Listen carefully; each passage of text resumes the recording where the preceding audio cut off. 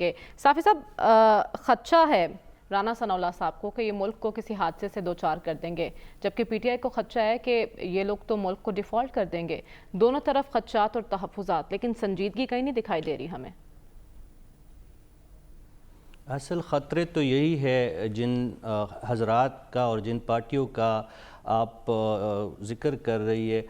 اصل خطرہ یہ جس کا آپ نے جو موضوع ہے مسئلوں کا اور عوامی مسائل کا، تو میرے خیال میں اگر یہ لوگ اپنے سدھر جائے اور ان لوگوں کو راہ راست سمجھ آ جائے تو شاید یہ مسئلے کچھ نہ کچھ حل ہو جائے۔ مجھے تو نہ رانا ثناء اللہ صاحب اور ان کی جماعت سے کوئی امید باقی رہی ہے، اور نہ ہی ان کے مقابلے میں جو پاکستان کا تو کیا امت مسلمہ کا جو سب سے بڑے لیڈر اور سب سے بڑی جماعت ہے، ان سے بھی کوئی خاص مجھے ان سے کوئی امیدیں نہیں ہے۔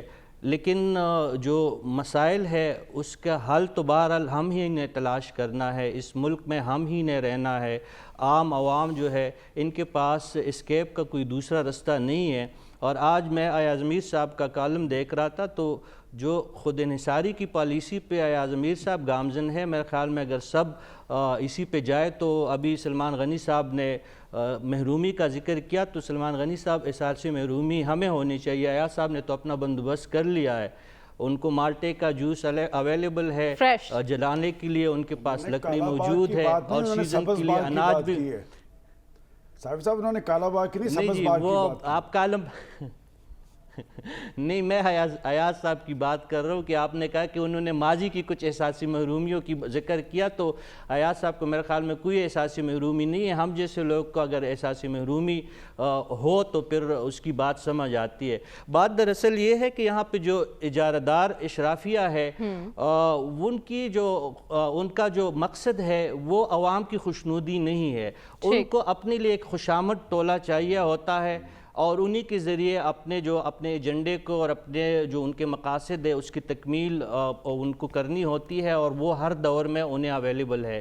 اس وقت میں جو ہے شہباز شریف صاحب اور مسلم لیگ کی صورت میں ایک ٹولہ ان کے لیے دست بدست کڑا ہے، اور اسی طرح پی ڈی ایم جو ہے وہ بھی کسی سے پیچھے نہیں ہے۔ ہم نے یہ دیکھا تھا ابھی 77 کی بات ہوئی ہے، اس سے تھوڑا سا اگر ہم پیچھے آئے، جو 77 کا رجیم جس کو ہم بہت زیادہ اس کا رونا روتے ہیں، اور واقعی بھٹو بہت بڑے لیڈر تھے، انہوں نے عوام کی بڑی خدمت بھی کی تھی۔ لیکن 1968 میں جب بھٹو صاحب آ رہے تھے تو اس وقت جو پینل میں بیٹھے ہوئے جو تینوں معزز جو ساتھی ہیں ان کو یاد ہی ہوگا کہ 1968 میں جب 1.5 من کی بوری اس کے 16 روپے کی بجائے 18 روپے کی ہوئی، تو وہی نقطہ آغاز بن گیا تھا بھٹو صاحب کو اقتدار میں لانے کا، اور لوگ پھر جوک در جوک شامل ہوئے اور بھٹو صاحب کو اقتدار میں لائے۔ لیکن اس وقت بھٹو صاحب کی پارٹی کہاں ہے؟ وہ غریب پرور پارٹی جو ہے وہ تو سرمایہ دارانہ نظام کی ایک استعارہ بن چکی ہے۔